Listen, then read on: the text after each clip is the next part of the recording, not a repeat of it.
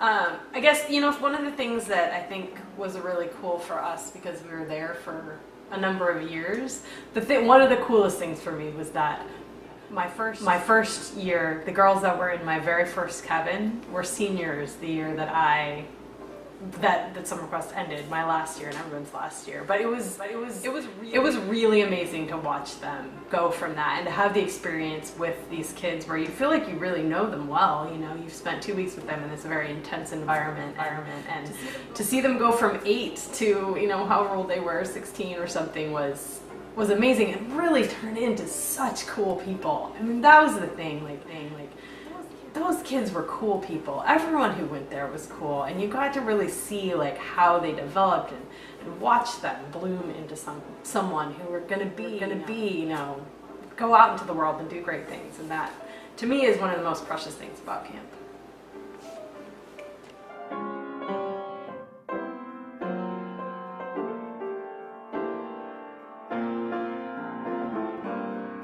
Bertram would always have, it would be Orange Day, and it would be every camper's job to do everything orange, find everything orange that they could, wear orange things.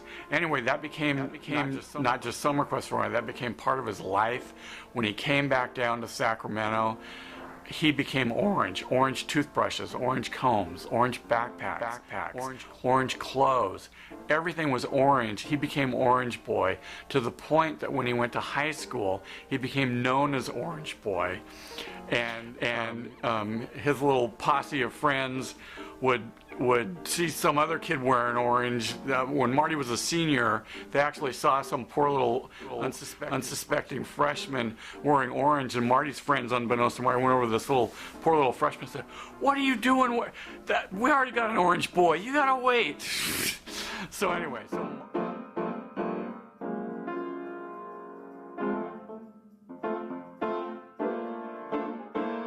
think of things like walking back to the cabin at night, and when you're a counselor of the senior girls, usually the cabins are farther out, and so, you know, just doing little things like suggesting to the girls, let's sing a song, and thinking that they're thinking you just want to have fun with them, but really you're like trying to make a lot of noise in case there's a bear or something else on the way back to the cabin. So you're singing songs and walking back to the cabin, and then you get the girls in the cabin at night, and you've got them all fired up because you were singing songs on the way back to the cabin, and then you're trying to mellow them down, you know, and get them to go to sleep once you get there. So I always think of things like that.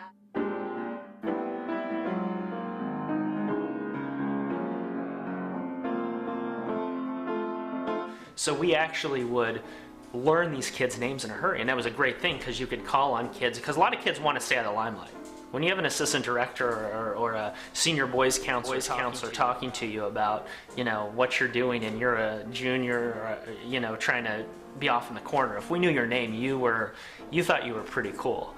So Heather and I would try to learn these names as fast as I can. We'd always find a kid here and there we didn't, but we did really an incredible job of each week, by that Sunday evening of really knowing each of the kids' names. And it was pretty challenging, but it was fun because we would test each other throughout the week, said, oh yeah, well, who's that? And the fun part about that was you call them out. You could say, hey, Tommy, get out of line, or hey, Julia, what are you doing and why are you doing that? That's not acceptable, even though if they weren't doing anything. Who cares? You could just blame them for stuff. It was great. Some of the power that the assistant directors had. Blame them for stuff that they didn't know. And then they'd argue.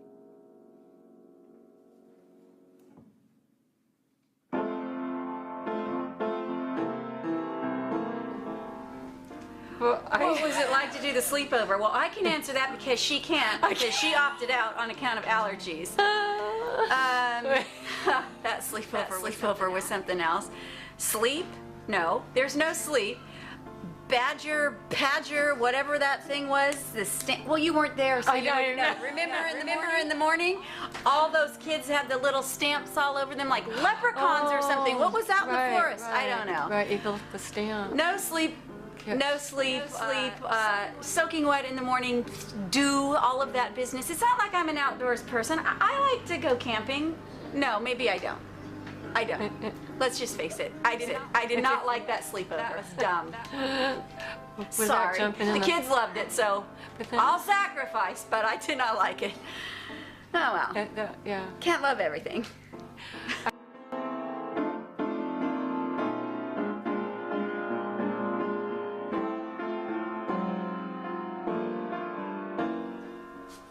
A story that I remember was probably one of my first times out there, and I had the youngest boys, and so I taught them the Chain Gang song, you know, because I want them to have something to do, you know. Don't you know that's the sound of the get back, and of course my favorite parts and theirs as well were the oohs and the ahs, and I told them, you know, you don't just ooh and ah.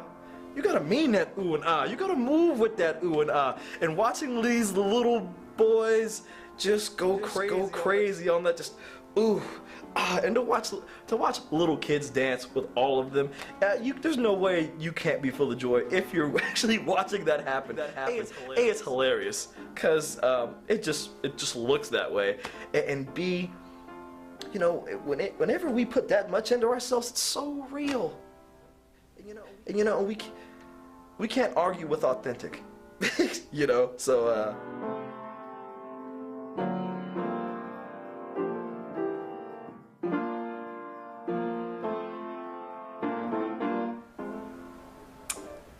Just watching the kids have so much fun. Just watching them, I'd stand on my balcony and I would watch the kids come from Cedars, from the other cabins down for breakfast.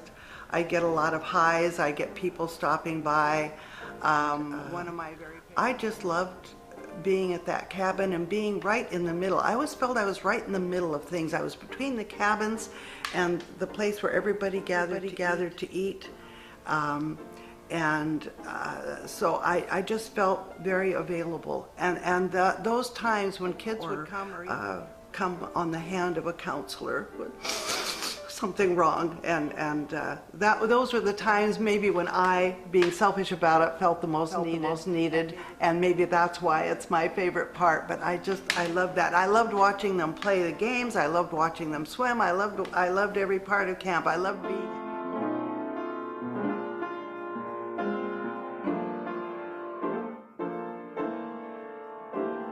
That everyone had to do. I have to say I was a bit nervous about doing the introductions. You know, that was something, you know, when the kids first get there, okay, you gotta remember their name, their favorite thing.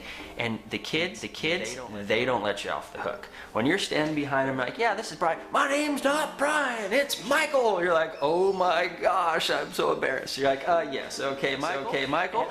And Michael likes skateboarding. I hate skateboarding, I'm a snowboarder. No, I don't know.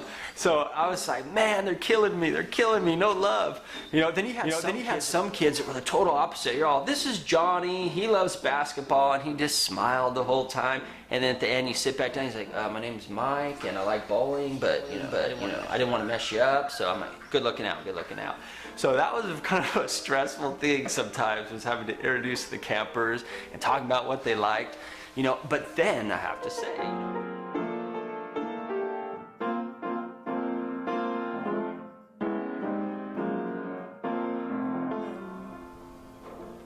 the pine cone dedication always made me tear up. It was always so touching, and it was long and drawn out sometimes, but there were these little gems sometimes. A kid would come up that had, you know, they had been struggling all camp, all week, to be the tough guy or the tough girl. And you didn't think you were getting through to them at all, and they were just too cool for camp. And then they'd come up and they'd dedicate their pine cone to their counselor, or to Bertram, or to their parents. But they would get that this was an amazing experience, and they would show. Just make me weeping. It was just amazing that kids, even the little kids, could be so profound when they dedicate